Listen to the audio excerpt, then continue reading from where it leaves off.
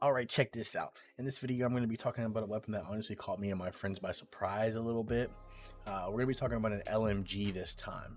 Now, LMGs in the past have not really been the most prominent weapons. There have been some bangers like the Xenophage, the Thunderlord, of course, the 21% Delirium back in the day.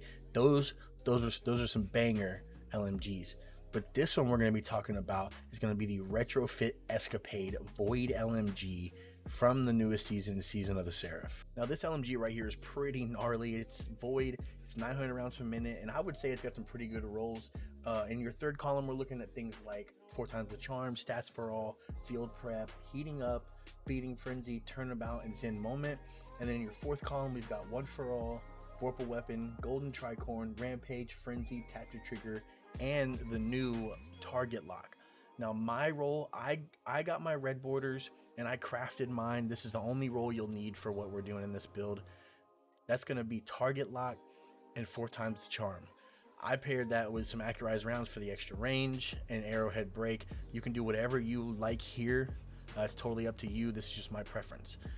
Now 4 times the charm, of course, is a goated perk. We're going to be getting ammo back on precision hits. You know, the more ammo you have, the more you can do, and this is just going to be helping us with that. And then target lock is the new perk that we have. It increases the damage the longer a weapon remains on target.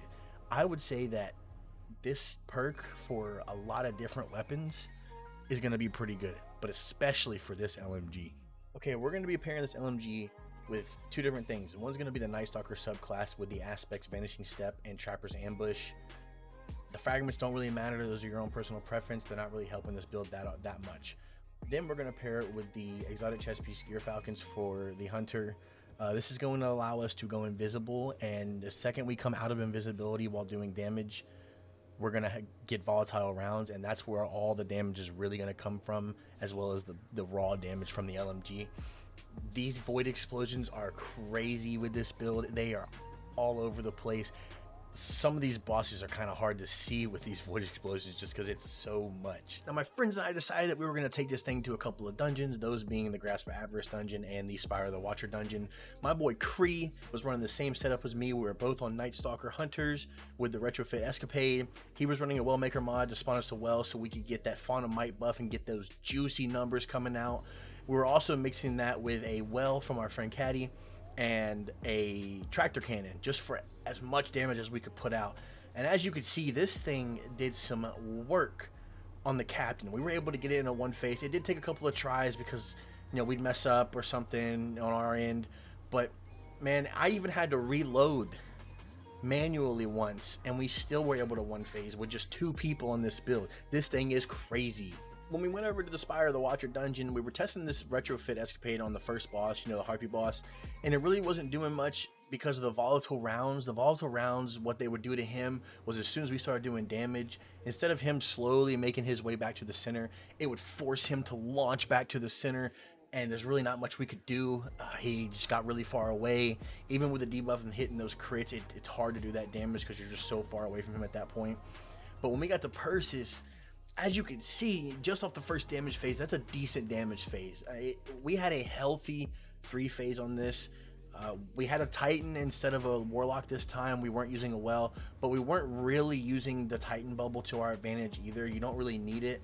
And we're not even using our Tether. Normally, Tether is a really good buff to have, but considering that we're using volatile rounds and Font of Might buff with the perks that we have on the Retrofit, it's just doing work. It doesn't need all this extra stuff. We did use a divinity considering how hard it is to hit Persis crit. You know, he has that little Vex stomach right in the middle. It's very hard to hit. So we went with a divinity to make that easier, and that makes proccing our volatile rounds much easier. To someone who loves this LMG is a monster. I'm really happy that we have another LMG other than something like Xenophage to do this much damage to bosses. I think it really adds a variety to the way that you can play each character and not be using the same damage types all the time.